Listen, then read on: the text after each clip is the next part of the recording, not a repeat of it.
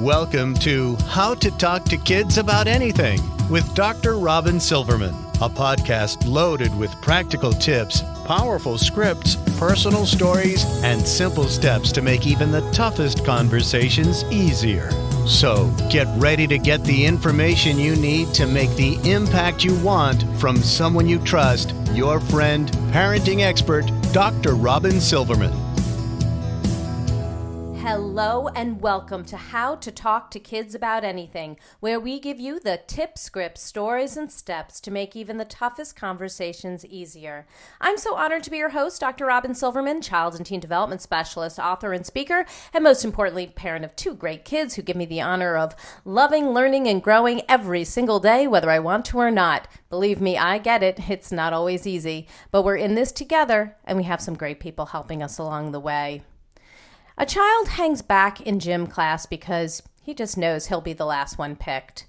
Another child monologues nonstop about dinosaurs on every playdate, and still another talks nonstop throughout the movie, even though everyone asks her to stop. They don't get invited to birthday parties, are thought of as too much or too little, and playdates often end poorly. Do you know any of these children? Every child struggles with something, and many have social challenges that, at their root, are issues with executive function and a need for social skills training. And while this may seem like child's play, those who know and love the children who struggle in the area of friendship know that it can be a very lonely place to be. The child often wants to have friends, but isn't picking up on social cues, the need to be flexible, and how to connect with same-age peers. They may ask, in one way or another, the heartbreaking question, why will no one play with me? To help these children, we will be turning to Caroline Maguire. Caroline Maguire is a personal coach who works with children with ADHD and the families who support them.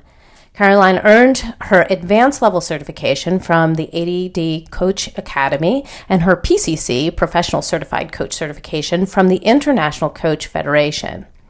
She also received a Master of Education from Lesley University. Her revolutionary coaching program and methodology helps teach executive function skills to children, teenagers, and young adults. She is a former coach for the Hollowell Center in Sudbury, Massachusetts. While at that center, Caroline was the main coach for children and teenagers. She consults with schools and families internationally and has been co-leading social skills groups for over a decade. She is the author of the new book called Why Will No One Play With Me? The Play Better Plan to help children of all ages make friends and thrive. I am so thrilled to have you on the show. So welcome, Caroline, to How to Talk to Kids About Anything. Hi, thank you so much for having me. It's a great title, How to Talk to Kids About Anything, because that is sort of what I do. I always try to figure out how we can reach the kids. Yeah, it's good. It's such a good book. I read through it, and it's a really important topic. I know so many people who are struggling in this area.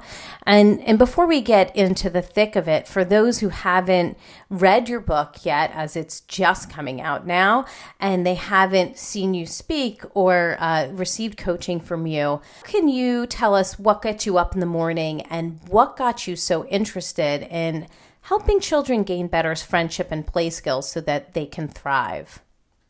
Oh, it's a great question. So the reason why Will No One Play With Me, the book came to be, was that I was bullied as a child and overcame it and have had rich friendships in adulthood. But I started working with kids, and I was working with them on mostly, academics and life skills and the things that would affect them from ADHD challenges. But as I went on, I found that many of them didn't have play dates. Their parents didn't have a great social life because they didn't have play dates. Teenagers were struggling, young adults were struggling, and that social skills was such a profound issue. And then one day, a little boy asked me, the thing he wanted to know most was, why will no one play with me? And I already had started to think that we needed to do something different. And it really, really stuck with me. It was one of those things that kind of shakes you. And I've been on this journey ever since. I so appreciate that. We have spoken with some other coaches who do an incredible job helping out with executive function skills and ADHD. Seth Perler, Cindy Goldrich. You talked to Debbie Reber, who talks a lot about this as well. But I love that you have such a specific angle with friendship, because it's an area that can make or break childhood. I mean, obviously we want our kids to succeed in school and we want them to thrive in all different ways, but that social aspect is so important. In your book, you define a social problem as anything that keeps your child from engaging with a group, making friends and keeping them, getting along with peers, and navigating social situations as they arise.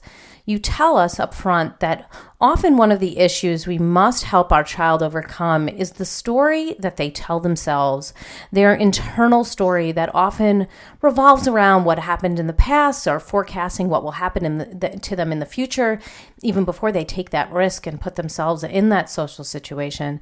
So can you tell us more about this story kids are telling themselves and how to uncover that story so that we can help our kids change that internal dialogue to something more positive or even neutral? Sure, absolutely. So one of the things that I find is that in social skills coaching and in life, a lot of us just sort of start to attack the problem, and we start telling kids what to do. Go up to this group, talk to this person, be more friendly. But my approach is different in the sense that what I found in many, many kids is that they actually had these stories they were telling themselves. Smart kids don't need friends, or that nothing's going to work out, or this is my mom's problem. My mom thinks this is a problem. This isn't really a problem. And so what I found was that if someone doesn't buy into something, right, if I don't think that I need to change or that change is possible, I'm not going to do it. So my biggest realization and sort of pitch to parents is to, instead of going and launching right into telling kids things, the coaching method that you're going to learn in Why Will No One Play With Me really uses questions, not interrogation, but questions and curiosity. Because when you hear somebody isn't going to a triathlon because they like biathlons, but they don't like triathlons, so they're not going to attend. Aren't you curious? Like, why? What's going on? What's that about for them? And so I think, that's the sort of first layer of this is when you hear your child talk, what are the things they say about social? It doesn't work out for me kind of things. And that's the first step in terms of addressing these social challenges. Right. So some of them are telling us that everybody's stupid anyway. I don't like their dumb games. Even if I did go up to them, they'd say no. So they have some preconceived notions about what is going to happen. So in that case of, creating that story and addressing that story, what might be some questions you would ask, and how might we move that internal dialogue from something so negative to something more positive?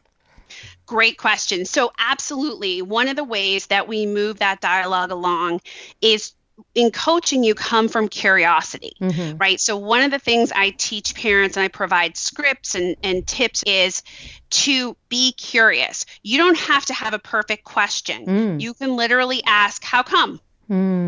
Or tell me more about that. Now, a lot of kids do clam up and maybe they have a harder time even just knowing why, right? Or you get a really negative response and they tell you all the reasons things don't work out and all the reasons that maybe they'll have friends in college, but they're not going to have friends in high school. So this isn't one conversation, right? This is many, many conversations. And that's why we don't want to interrogate them. We want to keep it a little bit lighter. And the analogy I have is that, if someone tells you something, if a girlfriend tells you something really kind of deep and dark, you don't just launch into interrogating them. You sit back a little bit and you listen. So we're needing to sit back and understand that they could sort of need just this to be a few minute conversation and move on. But what I would say to that kid is, how come? Tell me more about that. What do you mean by that? What does it mean all kids who are smart don't have friends? And then also, if they don't answer, you can offer them a buffet of choices. Like, is it that you're anxious, or is it that you don't like the kids there? And often what'll happen is they'll get almost angry at you. That's not it. It's this. And then they give you a totally, a third answer you never even thought of. And that's the other big pitch I have so much for parents. Don't assume you know the reason. I often hear parents, I belong to this pool in the summer. My daughter's a swimmer, and it's just like, a dirt. It's not fancy. And I hear parents all around me saying, I know exactly why my kid does X or Y. Do you? Because often when I ask them that question, I get an answer that the parents have never conceived of, right? They have a lot going on in their head. So first ask, don't tell. Such an important distinction, so that we are really in the position of listening and hearing our children out, so that we can uncover how we might help them. So what would you say? I know in your book you talk about the different behaviors that might invite people in versus alienate them. And perhaps if we talk a little bit about that, the people who are listening, our parents, our educators, our coaches, they might be able to understand what's going on in these kids' worlds. So what are sort of the do's and don'ts that our kids should follow so that they can have a more successful social experience? What have you seen as you really should not do this, but you should do this instead? Well, I think one of the things is to tell and interrogate, right? To get really intense, to greet the child if you're in the front hall with a piece of paper about academics, a printout of grades, or, you've heard something and you're in the front hall waiting for them when they get off the bus, I ask you to step into their shoes. How would you feel if someone was waiting in the front hall for you, right? So I also think we have to sort of modulate our emotions and manage ourselves and sort of, calm ourselves down before we talk about stuff that makes us upset. I also think another big tip is everybody has stuff from our past with our own friendships that make us upset. Yes, right? It's triggering. It's so triggering, right? Oof. So if you were left out and you dreamed that your kid would never be, and now they're left out, or you're super social and your kid is an introvert, you're going to have to learn to manage that a little bit, because what we're trying to do is make them their best self. We're not trying to make an introvert an extrovert. We're trying to make it so that they have choices. So those are a couple things. The other thing is siblings. Siblings can be a great source of information, and I talk about that in the book. If you have a kid who clams up, or a younger kid, and you have a sibling who's kind and generous and can sort of do a little research and find out what's going on, that's great. But you don't want to talk about this stuff in front of siblings. You don't want to have that conversation about why won't you ever attend anything at school in front of a sibling or someone they don't like, because they're going to clam up and they're going to resent it. So it's environment, right? And stepping into their shoes and remembering that kids have opinions about what they want things to look like. And if they are a kid who clams up, maybe asking them, what are 4 words that I should not say ever again? Okay. Like, why do you do this? Exactly. But because, some kids will say to me, I don't like it when she says, calm down. Okay. Yeah, I mean, right. You can say something else, but, Right. that might be triggering for the kid. It might make them really angry really fast. Okay. And then if we sort of turn this on our ear, and for those who are listening in and and they're thinking, my kid does have trouble, but I really don't know why. What are some behaviors that you typically see in kids who are left out or who are asking such a question of why will no one play with me? What are some of the things that they might be doing? Well, there's a few things. You have to be part of the social realm in order to have friends, right? You have to attend stuff. You have to participate, right? You have to go to lunch, right? A lot of the kids I work with do not enter the lunchroom. They do not go to after school activities. Yes. They are not around. They're like ghosts. And then they complain they're invisible, but you are not in the mix. And also, I think parents just remember, it almost doesn't matter what brain-based reason brings a kid to this, or maybe they're just inherently shy, or they're shy from the jump, but it really matters, like, what do you need to do to be social? So you need to participate. The other thing I notice is not being able to adapt. Do you ever have that girlfriend who you always go to the restaurant they want and you see the movie they want and you it gets old, doesn't it? You're like, well, I don't want to go here. So that's a big thing I see. And it's not just sharing, it's, picking the movie, picking what we're going to do, being too bossy, being the rule police, telling everybody what they want to do. And by the way, people can be the rule police at 40. It's the kid who pulls out their phone and says, actually, and corrects everyone. Oh, gosh, no. And so that's another one. And then the third big thing is too much. If a kid is really loud, the joke goes on too long, maybe they're immature, and they're just too much. That's the other thing that tends to get you in trouble. And one of the things that I notice about these kids, or that I've found that parents might be, nodding and identifying with, is a lot of times all of these kids don't realize that everything we do, other people notice. And so if you are nagging your mother in the middle of the hockey, the hockey waiting room, and you're, really being obnoxious, people notice and your friends notice, and they don't love it. Yeah. If you are bossing someone else around constantly, people just back away. Yeah, if you're the kid on the bus that's getting into trouble, or the joke is going on too long and you keep pushing and pushing, people notice those kinds of things, and it gets really frustrating, even if they're not part of it, right? Even if they're not part of it. So I'll give you an example. I had a group of little girls over here the other day, friends of my daughter's, and they were all talking about something that a boy in their class had said, obnoxious and putting down to someone else. Now, they don't love this someone else, but they're not eager to be his friend, right? Because they're watched and they saw him, continually putting someone down all day. So I think we have to, a lot of times the methods that I'm showing you in Why Will No One Play With Me are all about how to help kids walk in other people's shoes and learn what being social is about. What is friendship about, and what are those friendship behaviors that you need to produce? And then, okay, how do you do it? So let's say for the kid the kid is not particularly sporty. Maybe you're talking about somebody who's not very interested in large groups of people, or they don't like team sports. You hear this a lot. They'd prefer to play with small numbers of people. And everybody's out playing soccer and lacrosse and hockey, and they're not.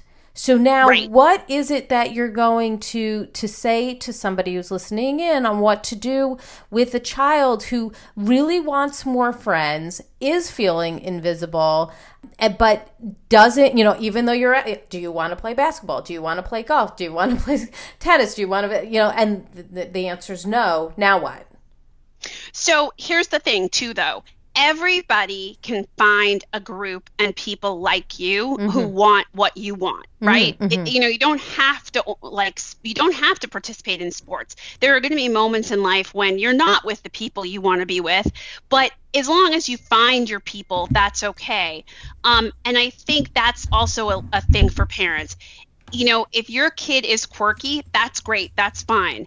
but even the most quirky kid should be able to find a group of people who are like them and who like them.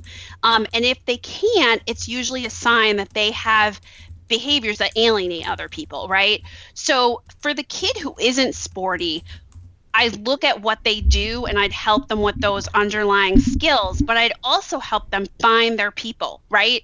So I don't want to do it if they're alienating people, want to work on the alienating stuff before I introduce them to new people.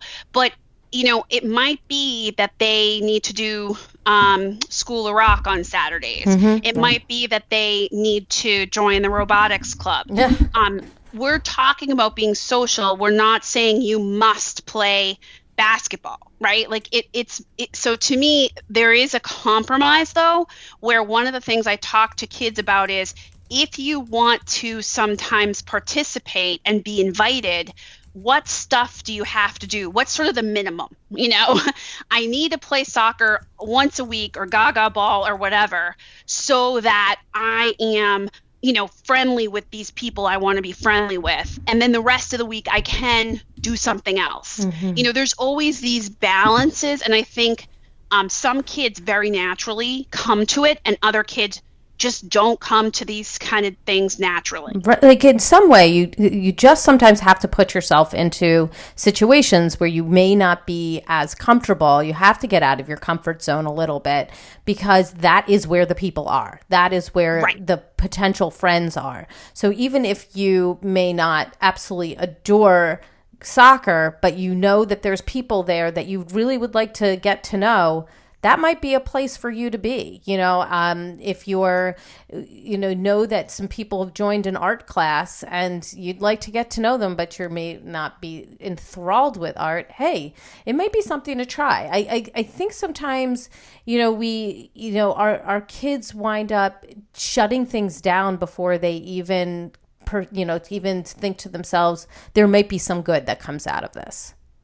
Absolutely. And the thing about it is that when we have more of a collaborative conversation with our kid where we give them examples of stuff we do because it makes us, fit in more, that, maybe on a snowy, cold New England night, I do not want to get in my real clothes and go to book club. No, but I want to have friends. Yes. Right. Yes. I think we have to have that talk. And also, I don't want kids to quit everything, but I also I do recognize that they have to have a place and some things that they really love. Yes, agreed. But also talk about, what are the things that other kids do? What makes them enjoyable as friends that makes you want to pursue them? And then what do you need to do, sort of minimum, to be part of that crowd, not like in a hanging on way, but, there's many situations kids face and we can sort of remember as kids where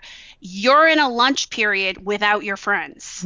So you need to be with these people and get along with them. And it doesn't mean you have to be the best soccer player, but it means if you want to sort of hang out with these people, you have to play a little bit. So I think those conversations and the coaching technique really helps because you're asking questions rather than interrogating. So you're like, what would it look like if you spent, a day a week playing soccer? What do you think it needs to look like for you to manage this situation, right? You're not telling, you're asking. That's a really good strategy. I like that a lot.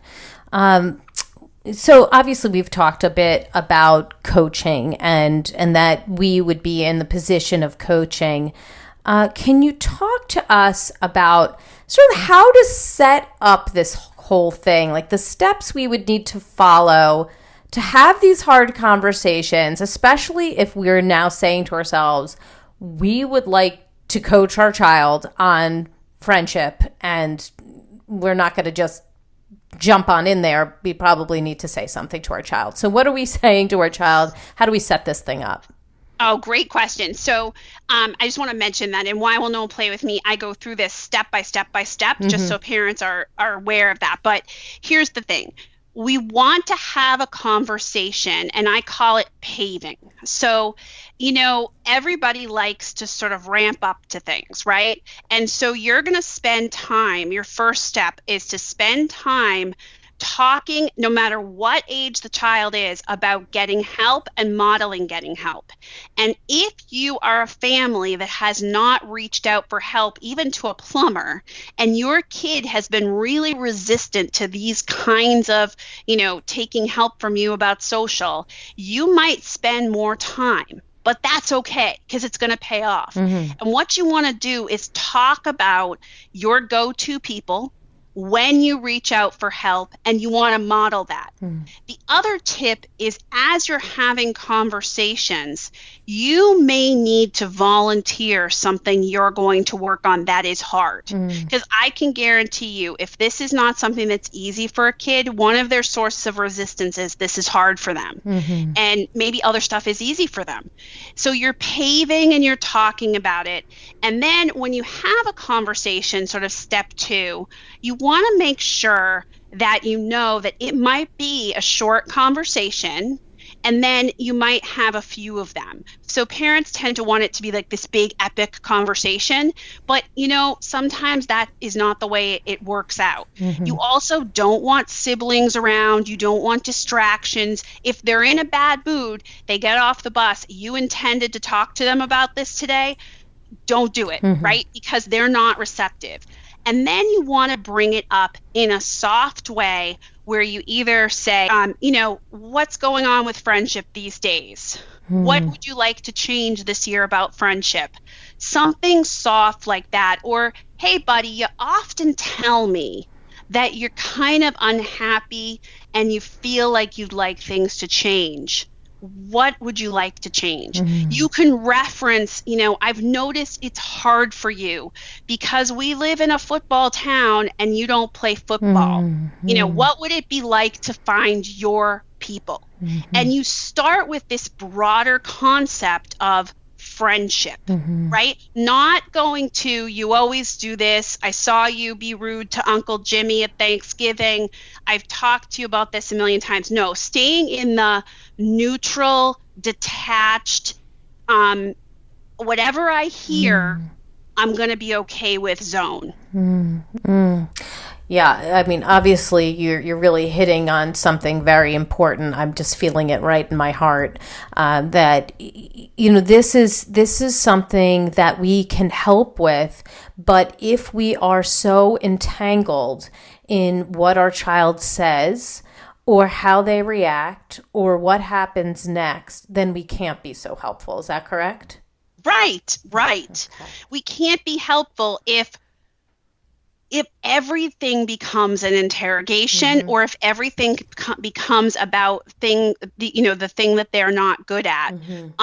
Everybody is working on something, and that's I say that all the time. Literally, everybody. All the time that is something that I say to my kids, and my kids have repeated it back to me, which is really tells you how much I say it. But I think that is so important, because I think sometimes people, our kids will think this is hard for me, but it's not hard for other people, and nothing is hard for them. Even the small example of, when you're looking for an example and your child is good at reading and somebody else is having trouble and has to, leave class to get extra help, but they have trouble with writing and they get extra help for writing. Like, everybody's working on something, whether it's social or it's academic or it's something else, and nobody has it all together, even if they look like they do.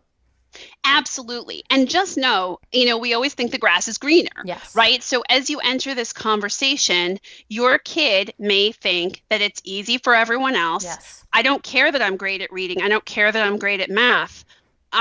This is hard for me, and those things are easy for me. And so that's why I always suggest another sort of easy thing to volunteer is to not only foster this everyone's working on something environment at home, which will benefit you in totally, a million ways, but also, I am going to run a road race. I want to run a road race like, God, I don't want it all. But, my daughter heard one of these podcasts and she said to me, that's hard for you and this is hard for me. So I'll make you a deal. that's the kind of deal you want to strike, right? You want to suggest, that you're also going to leave your comfort zone, because this is leaving the comfort zone for these kids. Yes, this is such a good strategy. I know you also talk about, having sort of a schedule and a plan and even incentives when it comes to moving this process along. So can you talk to us a little bit about that and how you can have almost and that you need to work on certain things, how to kind of make sure that you're hitting on those things, and what's this whole thing about incentives and how does that get incorporated? Sure. So in the book, the Play Better Plan is what it's called. And what it does is it has an executive function questionnaire. You take the questionnaire and then you see sort of based on the questions, what are the things that my child needs to work on?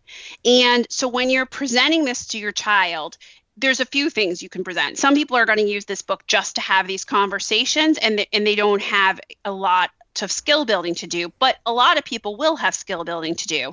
And in that case, the idea behind this is that you schedule time to actually work with your child.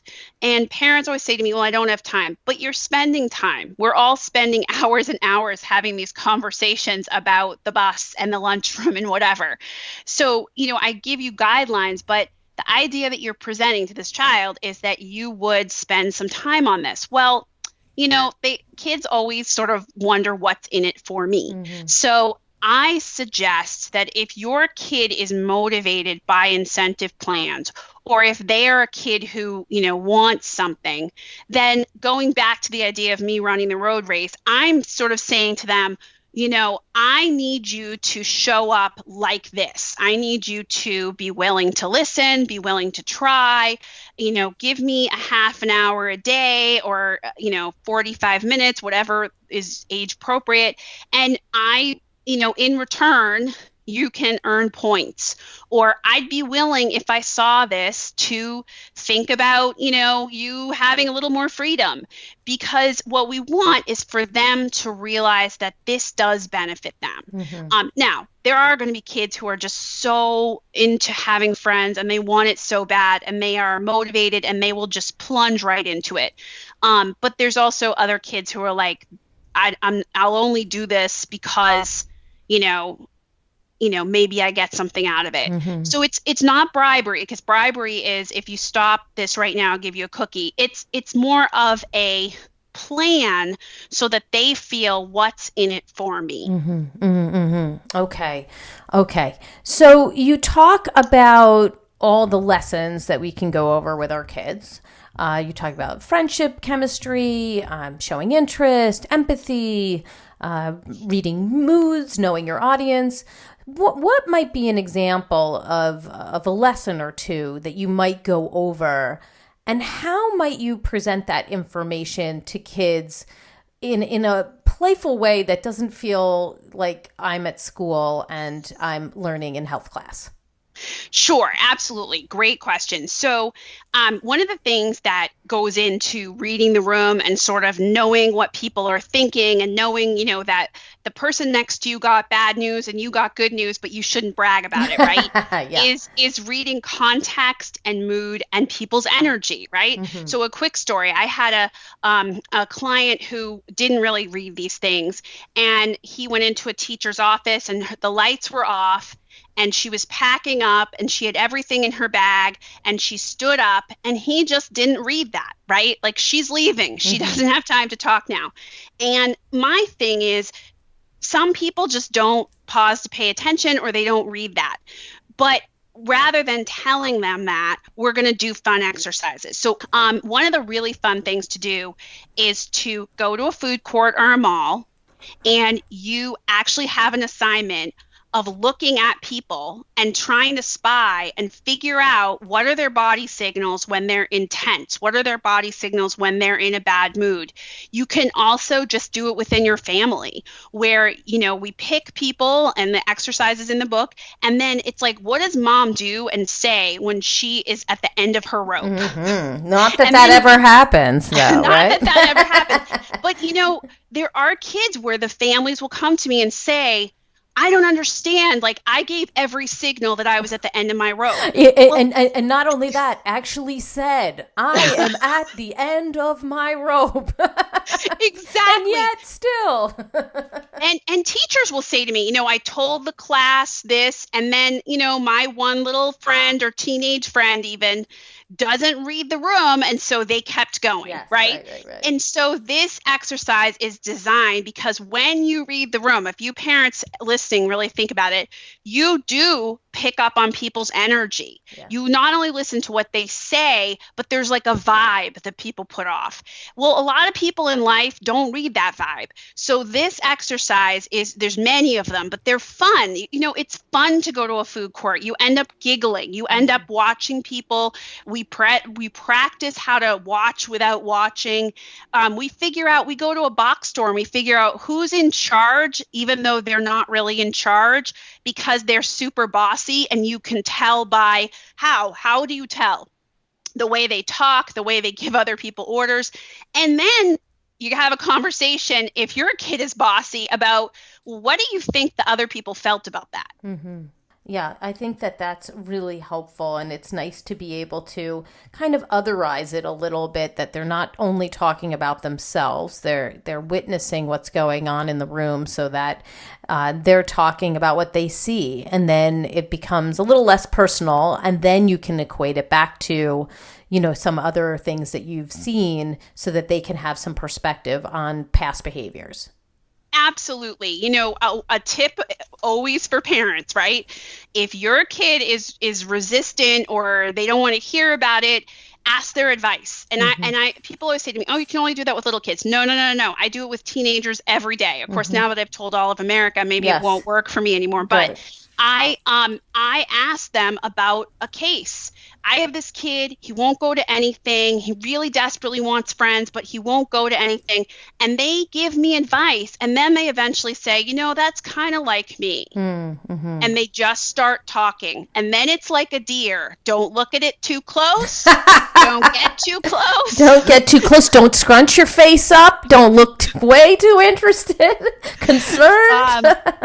Because the deer will run away. But I think that's something you can always do. And that's part of the method of the book, is something called social spy, where instead of telling a kid, you always do X, Y, and Z, we have them go to school, go to a box store, and watch other people. We practice so that they're not watching directly. There's a whole series of rehearsals. And then they see things. So my classic story is I have this girl, she was pre-med, and she was telling me that she was doing everything it took to get into medical school. And you and I both would look at what she was doing and say, no, she's not. She's sleeping till 1 p.m, Saturday, whatever. Well, instead of telling her that, I said, I want you to go to campus and I want you to spy. What do other pre-med kids do on Saturday? When do they get up? When do they hit the library? When do they go to bed? She came back and she said, Caroline, you'd be astonished. They don't get up at 1 p.m. Lots of people up all hours. So what it does is, instead of this being a fight and me telling her and her shutting down, she made the discovery on her own. Right. Oh, and it's always more to the gut. When you discover it on your own, it becomes your own truth rather than somebody else telling you, and then you can't fight with yourself. So that makes a much more potent argument. Yes, it does. So if you see your child doing something off-putting, like, okay, you've been going over some of these things. Let's say they're at a play date. You're there because you're in the kitchen, they're at your house. The child starts to do something that is off-putting. Let's say it's maybe they're playing a game or they're building something, and the other child just seems done with whatever it is that they're doing, but they keep going. Or they're the child who, is telling the joke and telling it into the ground, and the other child is done. So, or maybe the child refuses to be flexible, as you've said in your book, about something that everybody else has chosen a movie, and they are, oh, I don't want to watch that. I'm going to watch this. I'm going to watch this. And they don't stop. So in the moment, now what am I doing? What are we doing so we don't embarrass our child? and that we're helping but not hindering? Okay, this is such a good question. So, as parents, our inclination is to swoop in and say, "Oh my gosh, what are you doing? Let your friend choose, blah blah blah." Here's my advice. We are going to do a lot of pre-planning in this book. We are going to do a lot of coaching and preparation and role play and, have a play date with a cousin, and I want you to simulate. And we assign kids missions. Mm-hmm. And sometimes what happens is the mission is to let the other person choose the movie. But they do it like the first 5 minutes of the play date, and then things fall apart. That's okay. We're coaching from the sidelines. We might have a cue, right? We might say something that's prearranged, like, "Hey, do you want popcorn?" And that's a signal to the kid, you're being bossy. We may want to, give them a little, signal like a tap on the shoulder. We may want to do something very subtle, but we can't intervene. And here's why. As early as 5 and 6, kids will say to you, "Why is that person intervening?" So if it gets bad and there's, obviously any physical violence, please intervene. But we're trying to prepare them, and we're learning that if they start the play date and the first 15 minutes was usually an epic disaster and now it's better, that's There's great. a success. We're expanding from there. Yes. Okay. Excellent. Yes, that's a success, because then at least we're now building on something, right? There's been a change. Okay, excellent. And then after the play date, I would imagine you can debrief and talk about what went well and maybe what could be done differently. What would you do? Absolutely. So Why Will No One Play With Me has like a whole chapter on debriefing and a whole checklist you can use. And you're going to talk about the wins, right? I saw you be really kind. I noticed that you were great for the first 15 minutes about sharing. I noticed that you really, really worked hard on your mission. And even if the intention is there and the result is not what they intended, we're going to compliment that. I saw you trying, right? Mm-hmm.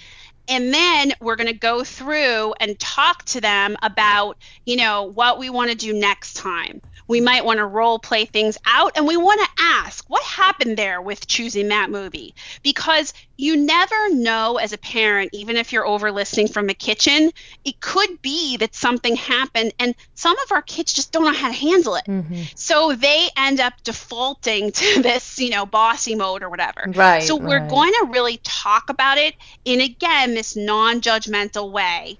And then we're going to plan for next time, and we're going to set up reminders. A little guy the other day told me, "I do better with reminders." I mean, everybody does, right? Mm-hmm. So as they enter, and we're going to plan, we're going to look at that play date in the debriefing process. Was it too long?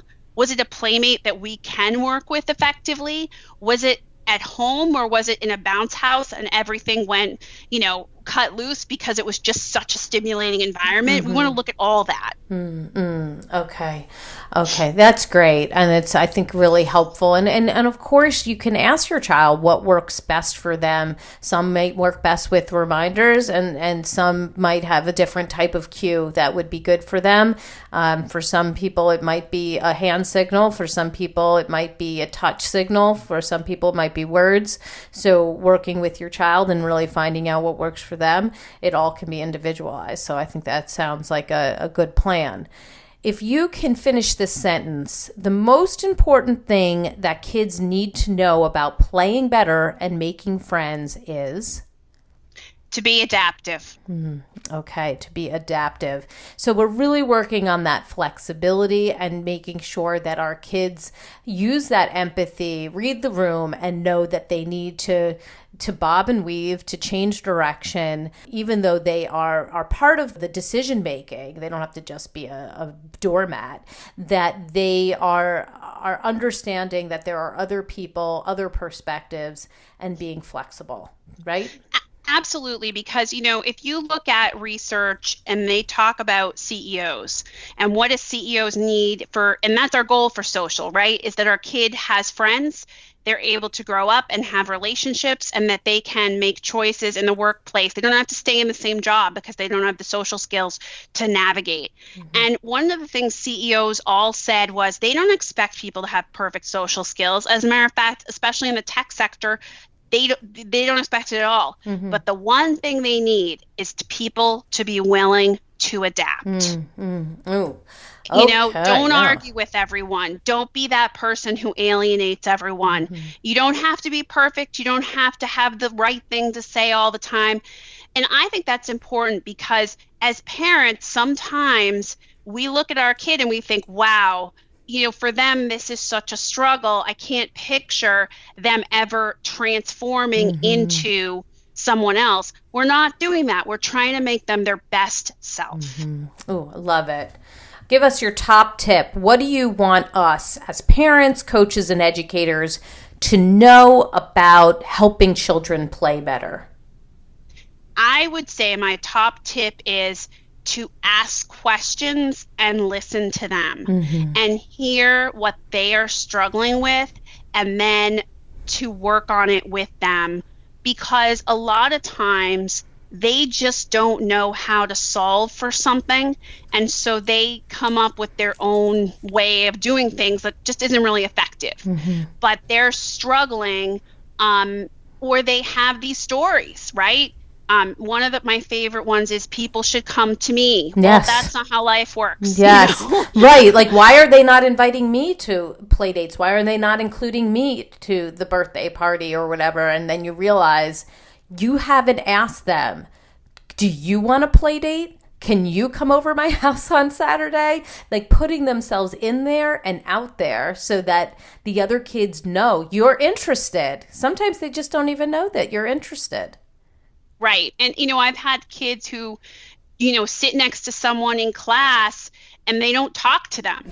And then they wonder, why wasn't I invited? But you didn't talk to them. Right. They probably think that you're rude. Right. Or, teenagers are milling in the hallway. It would be lovely if people came up to you and invited you in and thought about where you want to sit in the lunchroom and all that stuff. I would love that world to exist, but it doesn't. So as a kid, you have to join a group and chat with people. You can't wait for them to recognize that you're really shy and draw you in. It unfortunately doesn't work that way. Right. And if you want to play with the kid who's always busy doing this, that, and the other thing, then put yourself out there and do this, that, and the other thing or something else. Yes, exactly. All right, give us your resource of the week. Where can we go to get more information about you, your book, and all the great things you're doing? Oh, thank you. It's CarolineMaguireAuthor.com, and that's Maguire. Or you can just Google Why Will No One Play With Me. And I have actually videos going up soon that are conversations so that you can see what does this look like. And the kids in the conversations, by the way, don't love being there. They're not the Brady Bunch. They're not like thrilled to be having the conversation. So it's very real. And that way parents can really see, what does it look like to pave? What does it look like to have one of these conversations? So great. Well, I'm very excited about this episode. I think it's extremely helpful. I think you've helped a lot of people just by what you've been talking about today. I love the idea of asking questions and really helping to sort of co-create this system with kids. So I just thank you so much, Caroline, for being on the show today. Thank you so much. This was really fun, and I'm glad that I got to be here, and I hope that it helped to parents. I think it's going to help a lot of people. Well, I've got my takeaways, and sweet friends, I know you have yours. Let's discuss them. Come up on Facebook, go to the Dr. Robyn Silverman page, or let's chat about it at drrobynsilverman.com or twitter.com/Dr. Robyn. I'm also on Instagram, so come on up there at the Dr. Robyn Silverman page. And if you love this podcast like I did, I hope you'll go up to iTunes and rate and review it so other people can learn about Caroline's solutions and use them in their own homes. I truly appreciate it. That's all the time we have for today, my fellow parents, leaders, and educators. Thank you so much for tuning in to How to Talk to Kids About Anything. For more information on books, articles, speaking engagements, or curriculum, please visit drrobynsilverman.com. So many great podcasts are up there, and the show notes to this podcast will be up there as well. I look forward to weathering the storms and enjoying the sunny side of life together. And please remember, even on the days when you fall short, you've got this. You're here. You're getting the information you need. I know it's not easy, but never forget there's always tomorrow. Parenting is the ultimate do-over. You may have heard something today and thought to yourself, I should have had these conversations. I've been doing this all wrong. Don't do that to yourself. You can take this information and you can do it differently today. I see you and I'm right there with you. And as there are moments when we doubt our know-how, our choices, and our sweet sanity, please know that you are 10 times the parent you think you are. Until next time, this is Dr. Robyn Silverman with How to Talk to Kids About Anything. Please tune in again and keep connecting through conversation. See you next week. You've been listening to How to Talk to Kids About Anything with Dr. Robyn Silverman. For more information on books, articles, speaking engagements, or curriculum, please visit drrobynsilverman.com.